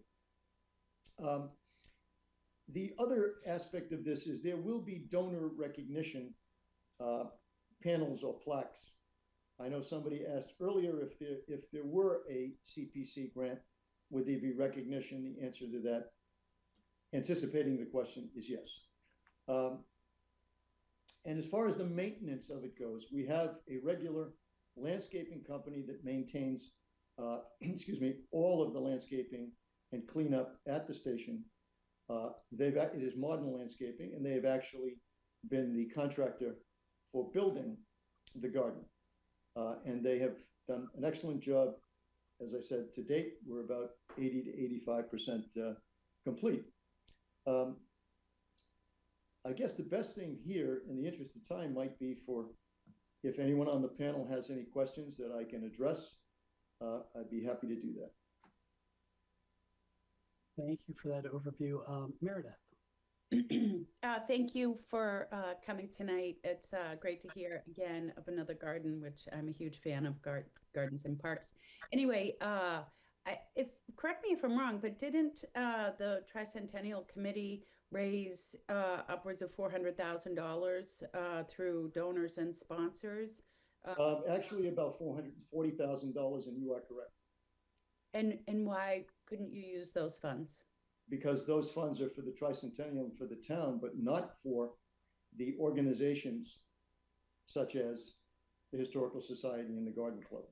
Now, that's not to say that if the town were to vote to make some sort of a contribution outside of the CPC, that couldn't be done, but I'm really not able to address that.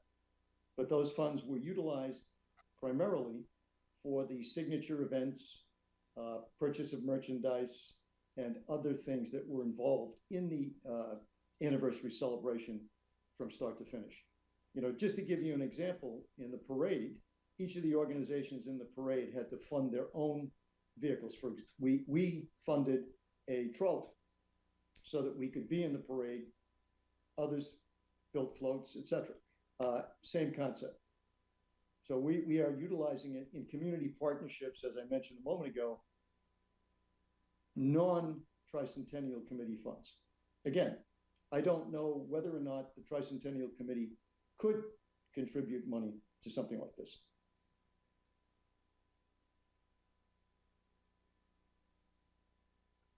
Other questions or discussion? Ed. Is this the only place in Easton that is worthy of having a garden? Another monument in North Easton, which is 100 yards from the World War II and Korea and Vietnam Memorial, and 100 yards from the Ames Memorial. I just don't think it's fair to the rest of the town that everything always seems to come up in this little square in North Easton. Well, I think I'll address, go ahead, sorry. And I guess my other question is, who decided this? The decision was made, as I said earlier, part of the community partnership of the organizations. If you really want to know, it was my idea. And since we had the property available to do it, we didn't have to acquire it. And that's why it's located where it is. It was a community partnership, as I said, between the Garden Club and the Historical Society. The Garden Club doing the planting, they've contributed some money to it as well. But as far as whether it's in Northeastern or Southeastern, I'll be honest with you, that was not even a consideration, only because I wasn't looking at it at the time as a geographic decision. I was looking at it as a partnership between two town organizations and as a memorial to the 300th anniversary. Any other organization in town or grouping could have done the same thing in another location if they wanted to. Just to continue that, Mr. Ventresco and I did ask some members of the Tricentennial Commission to make a contribution in the name of the Tricentennial to a Revolutionary War Memorial at Swiss Park. Okay. And it fell on. I was not aware of that, but go ahead. Yeah, I know you weren't. I'm not blaming you for sure. No. I'm just saying I wasn't aware of it. Go ahead. But I think John can back me up on that. And it fell on deaf ears. Oh yeah, at the end of the Tricentennial, we may consider it if there's any leftover money. I just feel it was inappropriate to begin with, and now that we're 80% finished, we're probably at a point where it would be foolish not to complete the project. Well, let me just ask one question. I'm not sure what when you're referring to, because I think what you're saying is exactly what I said a moment ago, that the Tricentennial Committee monies were donated for specific things. And I don't have any idea whether or not they could be used for, as you just said, a Revolutionary War memorial at Swift's Park or anywhere else. And this is not, certainly at this point in time, being funded by any money coming from the Tricentennial Committee or any of the donations that came for that purpose to the town. John. Hi, Ken. Thanks John. for coming in and presenting your application very well. I concur with what Ed had said and support that.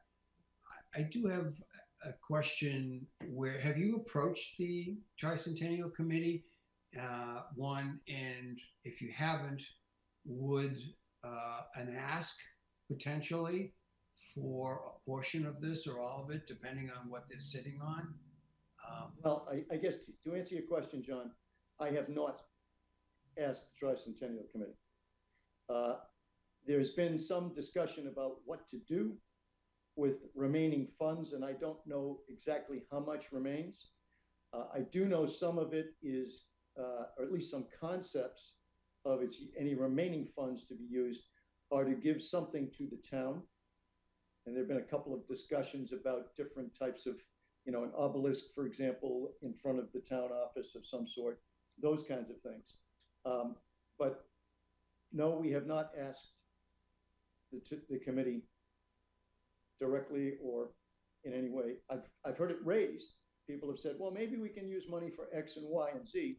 And I've also heard objections in those meetings that the money's supposed to be used for the specific purpose that the donor had in mind, I guess is the best way to put it. And It's too bad. I'll leave my last question or comment. I'd rather see projects that you're discussing without going into what the town might want to do with it, where the people that are here tonight, I think, have a great handle on where that could be best expelled. I think the monies, if I'm not mistaken, and I don't profess to be a lawyer, but I think any monies remaining in the committee, at least to some extent, the town has the ability to direct where that goes. But again, I don't know that to be factual or legally factual. Thank you. Sure. Meredith. Yeah, I just want to say anecdotally, my sales team was a sponsor, and it wasn't a donation. It was not earmarked for anything. So I would be surprised that those funds would be restricted. It was just a general sponsorship. Can I ask a question? Was it for a pole banner or was it something in excess of that? It was excess of that. Okay, because I'm not familiar with that. But again, that's up to the town. So I'm talking on the committee when there have been discussions about uses of the money. There have been strong arguments that the money should be used for the anniversary, for the events, and any other use would have to be approved by the town. Right. I mean, that makes sense to me that it would need to be, sure. But I'm just wondering, $460,000 is a tremendous amount of money. And I know a lot of those events cost a lot, but I know that there was also a lot of money left over. And well, I would beg to differ only in this regard. I don't know the exact number that's left over, but I would say right now with some bills remaining to be paid, then that's probably going to be the net remaining funds will be in the $50,000 to $60,000 range, maybe. And I don't have the exact bills in front of me at the moment. So maybe 10% or thereabouts of the money that was raised. What's going to happen to the memorial that was removed to put this new memorial in? Nothing has been removed yet. It's all still there. Okay, so it's being incorporated into. That's correct. It's being incorporated. I For think example, that makes it better for a lot Yeah. of people. yeah, I mean, the flag, the plaques, as I mentioned, Ken Martin's plaque is there. Those things are staying there. Nothing is coming out. Just things have been putting in. If I may just go back to one thing. Meredith, you mentioned something a moment ago. You said about the money left over. One of the points that where I just remembered now is there's an earmark from the state of some amount of money that came in, but there's wording specifically as to its use. And I think that money is part of what may be remaining. Wayne?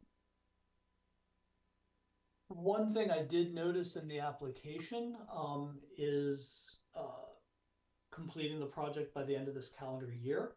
But the funding would not be available and the expenses should not be incurred until next spring around town meeting. Because this is for funding in May of 2027. So I did. That's correct. We would bridge it, if you will. So I checked with, and I checked with the town accountant, and we could not backfill for things that were done previous to the funding being approved. So you have to hold off on the completion. If this were to move forward, you're looking at doing this in May or June. We can there are certain aspects of it that could be held off until that time. So it's just something for consideration. Thanks. Thank you. Anything further? All right, do we have a motion?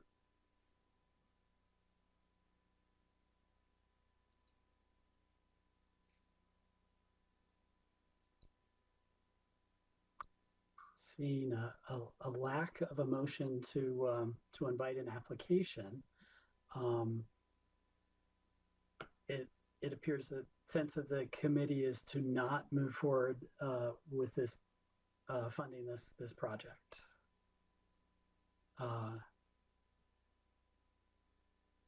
Okay. Just looking to see if anybody had anything else to add.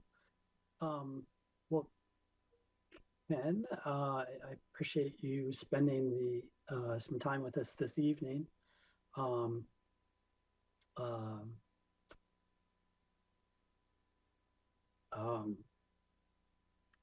But it appears that there are concerns about the project that have been discussed here. But we appreciate you coming in and submitting the letter of interest. Well, I appreciate your time and I appreciate your acceptance of the letter of intent.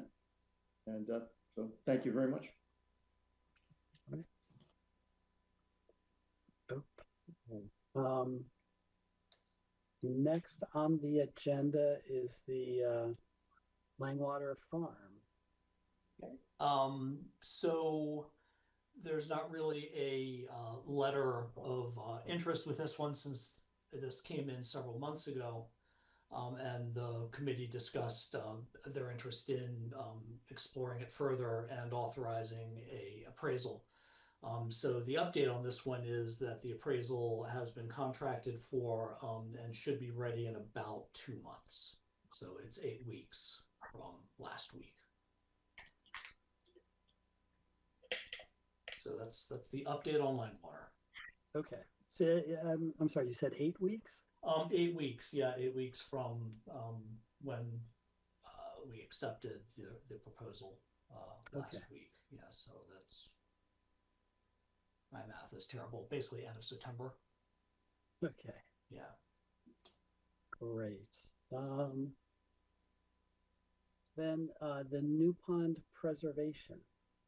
Okay, and Jen Carlino has been very patiently waiting. She's here for both New Pond and also Tufts Farm. So maybe we could move Tufts Farm up a little bit and she could do both in sequence. That makes a lot of sense. Yeah. And here's Jen.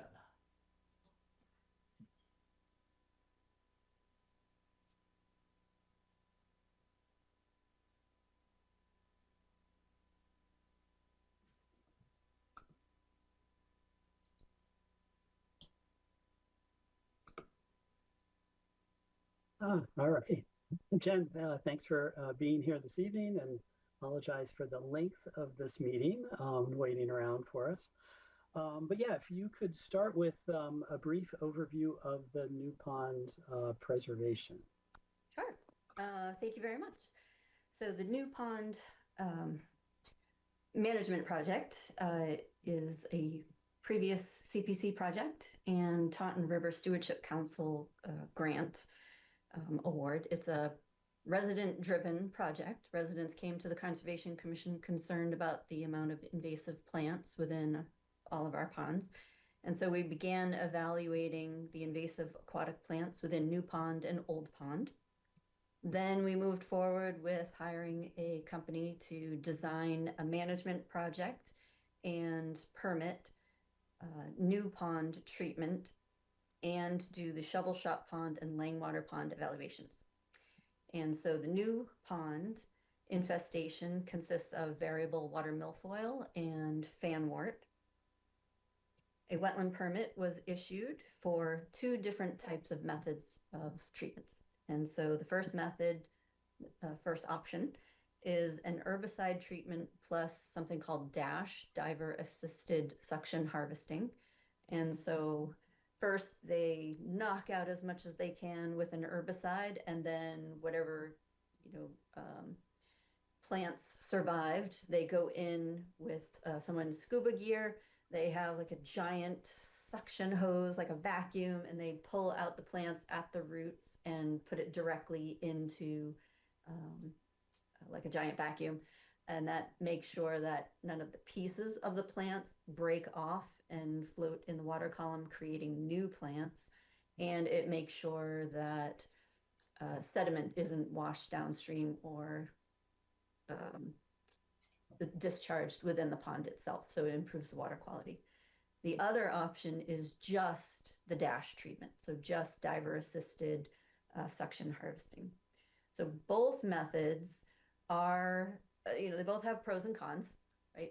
They both are approved under Mass Wetland Protection Act and the local bylaw. They both have been permitted under the permits that were granted. However, the commission felt that the decision on the type of treatment really should come from the whole town, right? So they are conservation properties, the water bodies, and the commission does have, under Chapter 40, Section 8C, the Conservation Commission Act, the ability to come up with rules and regulations and manage the property the way they think is fit. However, it really is a town project. And so they're looking first for some comments from the CPC. When we were here last time, I think there were some strong opinions about using herbicides, not using herbicides. And so we wanted to get that sense from CPC first. And then going out to the general public and getting some feedback from them. So aside from, feelings about herbicide, there are 2 different price points. So the herbicide and the diver assisted suction harvesting treatment would be a little over $16,000 for the first year of treatment. After the first year, the amount of effort and the cost goes down pretty significantly. The herbicide can really knock back a lot of the plants. That would not be a CPC request. As I understand it, for a recreation project like this, we could only ask for the first year of treatment. After that, treatments would have to go as a line item in the planning board budget. Just using diver assisted suction harvesting would be $86,000, a little over $86,000. So big difference in price there. And same thing, just the first year of treatment would be requested for New Pond. After that, it needs to go into a regular town budget line item. So commission does intend to go out and get some public comment on the preferred treatment in advance of town meeting, probably, most likely in the next couple of months as we prepare for CPC. Hopefully you'll ask us to move forward. The Conservation Commission is prepared to include a match treatment of $5,000. Under the recreation category, the management of invasive plants does support recreation goals. And so some of those goals are through the open space and recreation plan. Many residents provided comments that they would like to see improved fishing. They would like to see kayaking. When Joe was here at the Recreation Commission, there was a proposal to start a kayak program, and you can't really do that if the pond is full of plants and you can't paddle anywhere. The Public Access Board had been asked a couple of years ago and agreed to one of our projects in record time, I might say. I was really pleased by this. They are looking at the design and the work to improve the boat launch area. So it's all sort of coming together to improve the recreation potential of New Pond. And anybody who's driven by sees what a popular fishing spot that is. And so improving the aquatic plant ecology would also improve the fishing. So I'm going to leave it there and, ask if there are preferences about herbicide, the dash treatment. If you have questions, we can certainly provide photographs. We can do a site visit. We can provide copies of the wetland permitting, all the documentation that the wetland consultant gave on the 2 different types of management options, including any information you would like on the herbicide themselves. Yeah. Thank you. Thank you for that. John. Thanks, Jen, for coming tonight and staying as long as you are. My first question would be, how does the herbicide affect what's living in the water? That's a really good question. We had that question as well. The way it was explained to us is the invasive plants react to the herbicide at a certain concentration that native plants would not react to. And I'm just grabbing a number, right? 30 parts per billion would see an impact on the invasive plants, but not on the native plants. And that's through scientific research and testing that's required for those herbicide to be approved in Massachusetts. As you say, so no matter how many times you go by there, there's always somebody there fishing, whether it be a father and son, or whether it be kids or just a family. It's really unbelievable. So again, getting to the fishing part of it, Yep. What's the time period once they use the herbicide? I'm assuming nobody could fish up there until it was cleared. They would have to post signs and put a notice in the newspaper alerting everyone that an herbicide is being used. And it's either a couple of days or 1 week. And where after that, it's okay for fishing or for like pets to be in the water. That's not too bad. That's what I remember from when we did these sorts of treatments in Norton. Of course, that was almost 10 years ago now, for when we started those programs. But if I remember correctly, it was either a couple of days or it was a week where they were like, please don't water your gardens or something like that. But they do have to put that notification in the newspaper.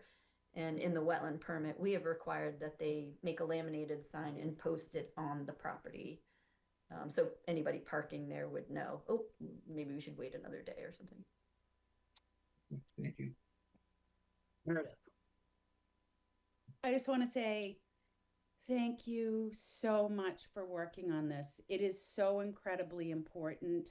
For those of you that don't know, our lakes and ponds throughout the Commonwealth are being choked out, and this really is a non-negotiable. This will become slowly, the silt will rise, the vegetation will choke out the lakes and ponds, which obviously in our town here, it's such a valuable resource from the recreation standpoint. People like to fish there, people like to boat there, and to Jen's point, it's many of them are becoming impassable. You can't even take a boat out. So Jen, thank you so much. I know that this is a tremendous amount of work. You've been working on this for a long time, and thank you. Thank you. Thank you, Meredith. I appreciate that. Other questions or discussion?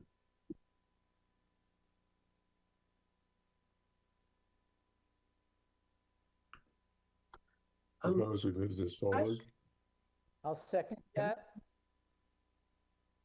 Right, we got a motion and a second. Okay, so a motion from Lee, a second from Hans, I believe. And where the list of folks go? Rogers? Aye. Hans? Aye. Ventresco? Aye. Lee? Aye. Hosmer? Aye.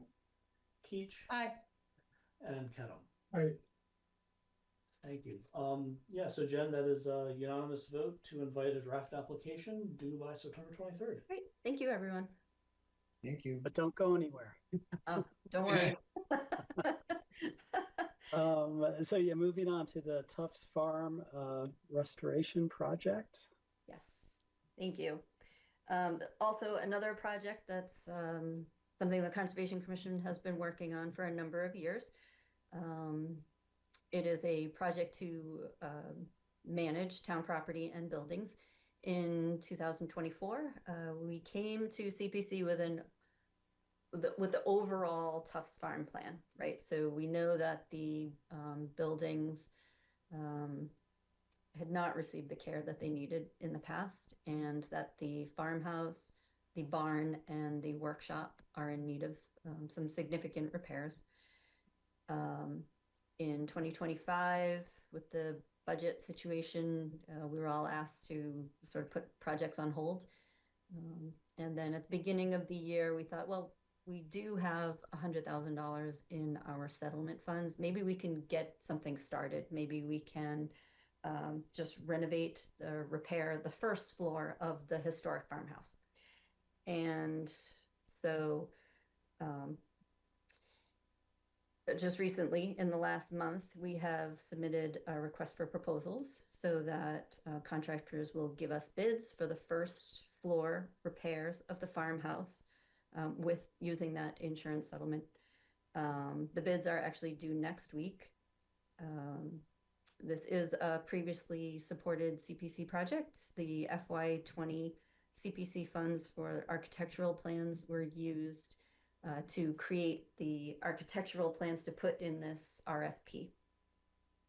And so we're just trying to see how much progress we can make with the funding that we have. And the request for CPC is to provide the funding for the rest of the farmhouse restoration. Just that at this time. The barn and the workshop we've sort of put on the back burner as well, just so we can get the farmhouse up and running.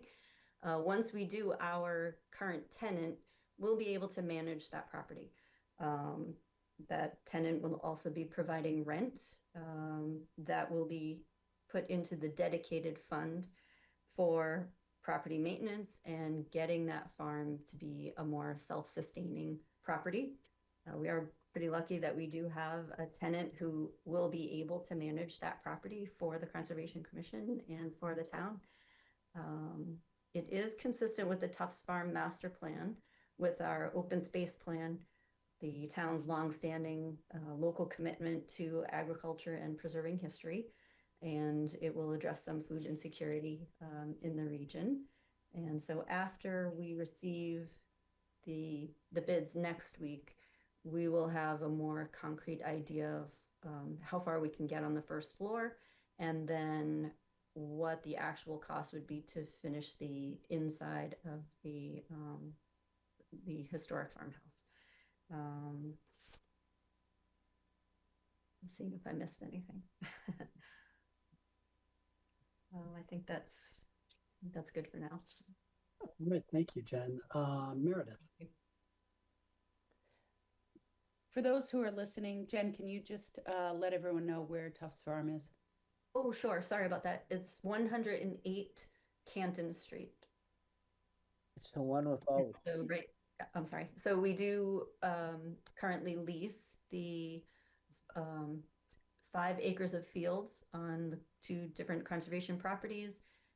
Someone is renting the barn and the workshop for existing agricultural activities. They are working with Tufts Veterinary School. They are working with Department of Agriculture. They have a lot of people coming in for educational activities. Once the farmhouse is restored, they will then have an inside place where they can invite people to come. They're currently selling eggs. They're hoping to also include some more of the sheep products. You know, once we're able to get at least the farmhouse squared away.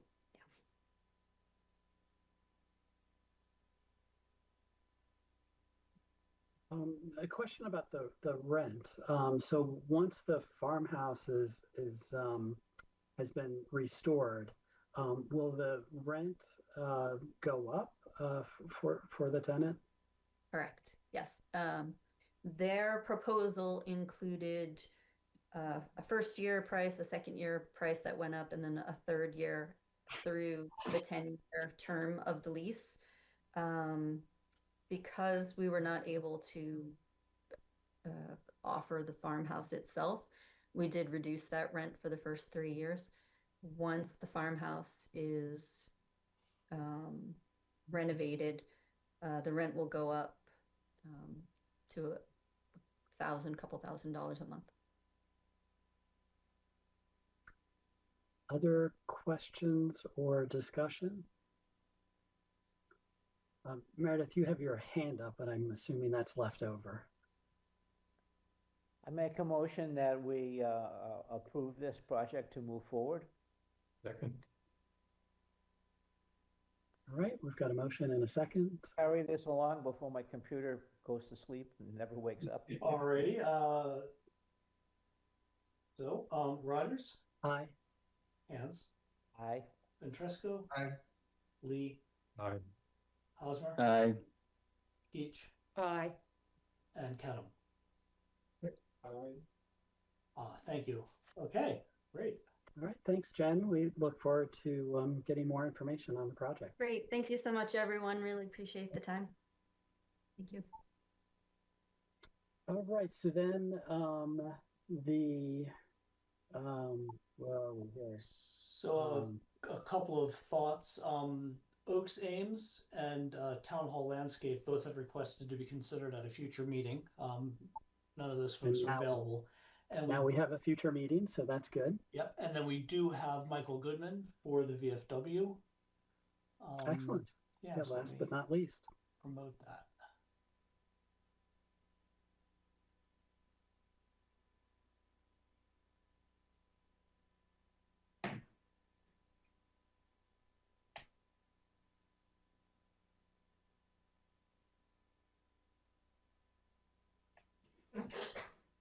Hello, thank you for joining us this evening, and apologies for having you wait so long. Long agenda this evening. Alert from low back.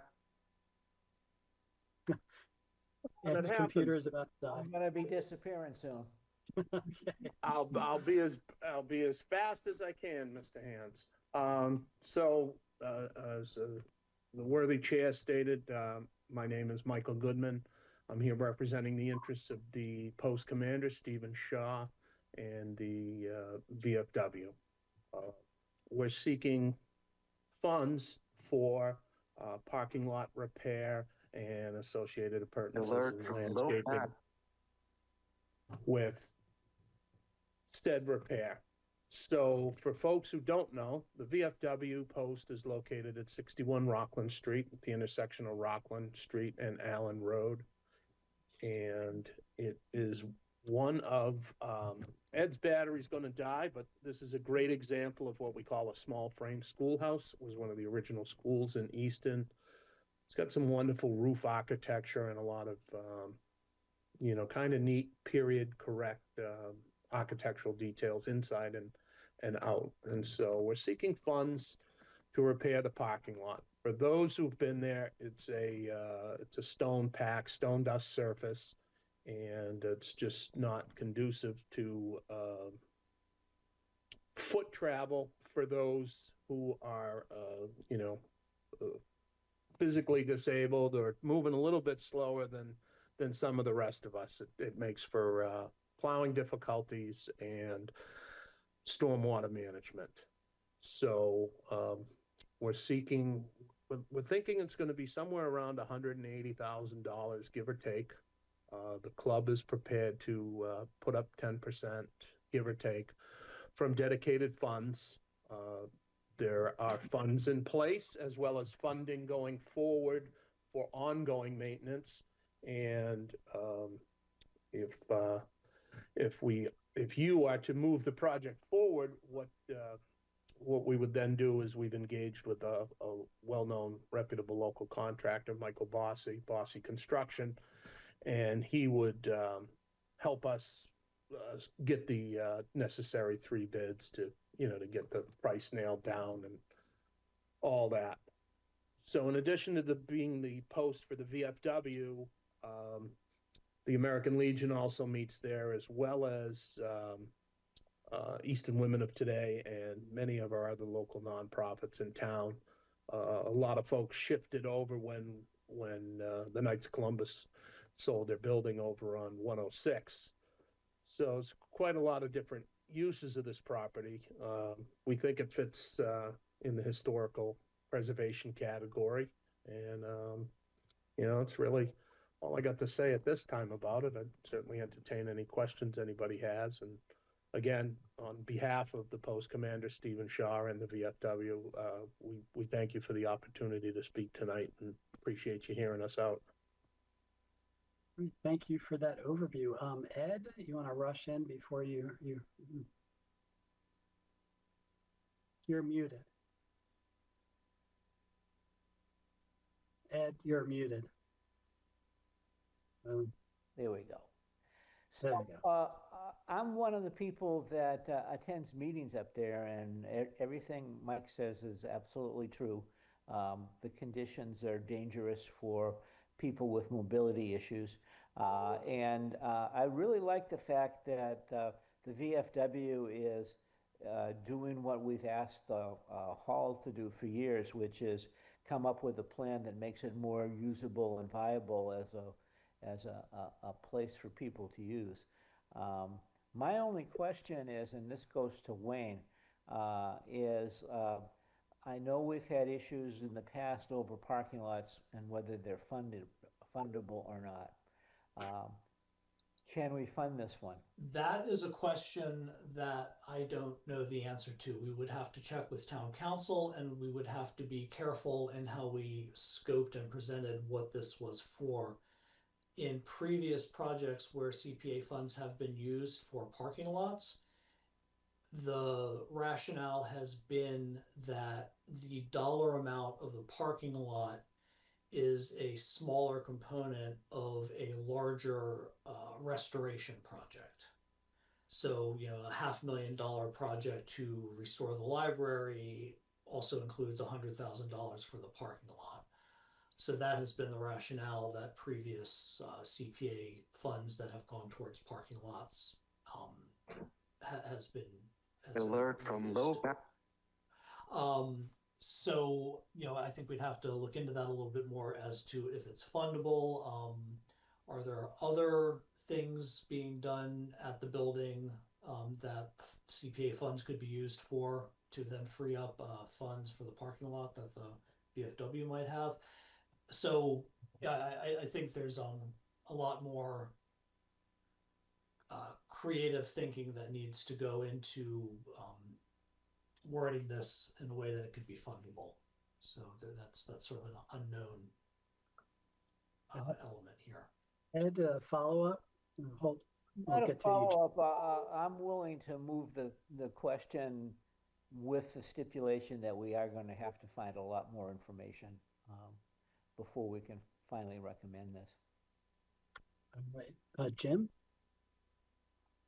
Well, second, and would suggest that we contact the coalition we just given $4,000 to. They may have an answer to that. That's a good point. All right, do we have or is there any other discussion or questions? Do we have a motion? So it looks like a motion from Ed and a second from sorry. Jim to invite a draft application, with the caveat, Mr. Goodman, that we will have to verify if and how a parking lot project could be funded with CPA funds. It may not be legally possible to do that, but we will try our best to find a way to get to yes on that. But we may not be able to, but we will certainly give it a shot. Yeah, that's all we're looking for, Director, and then that's more than fair. And in the meantime, I'll do a deep dive on old applications both here and in other towns and cities in the Commonwealth. And I think we got a lot of good people here. And someone once said at a town meeting, I think a few years back, we have a town full of incredibly talented and diverse occupations and people. So we'll see if we can all put our heads together and come up with a solution here that works for everybody and keeps it legal. All right, thank you. Roll call? Sure. Rogers? Aye. Hands? Alert from low battery. Ventresco? Aye. Lee? Aye. Hosmer? Aye. Keach? Thank you, Michael. Aye. Kettle? Thank you. Thank you. And I think we got a yes from Ed. Yes. Yes. Aye from Thank me you. too. For Mr. Low Battery, yep. And then we have, yeah. All right, well, thank you, Mr. Goodman. We'll be in touch. Thank you. Appreciate it. All right, so then I think that was the last one. Yeah. So next meeting on the 10th, can people make that? Well, people can make the one on the 27th and presumably also on the 10th. So please hold both of those in your calendar. And then I guess we can have a motion to adjourn if that makes sense. Unless, Ed, you have your hand up. No, I'm motioning to adjourn. Okay, excellent. All right. We got a second. Hands one, Lee second. Can I get one question in before we call it? Yes. When I looked through the CPA listing for the Langwater Farm APR, there was it was described as having a plot map attached, but there wasn't a plot map in what was shared. I don't know if that got lost, but I definitely want to see that. Yes, I may have just missed it in the document, but yeah, we do have one. It's basically everything that's a field and not a farm stand. Okay, so it's all along the. So yeah, I think I reached out to you about this. Yeah, and I can send that up. We'll make a note to send that up to folks. Awesome. Yeah. Great. All right, we've got motion and a second. And a roll call. Come on. Yeah, roll call. Rogers. Aye. Hands. Aye. Ventresco. Aye. Lee. Aye. Hosmer. Aye. Keach. Aye. And Kedem. Aye. Okay, we're adjourned at 9:20. Thank you all for a long meeting this evening, but productive. Yeah. Thank you. Thank you, everyone. Enjoy Las Vegas. Thanks. All right. Take care.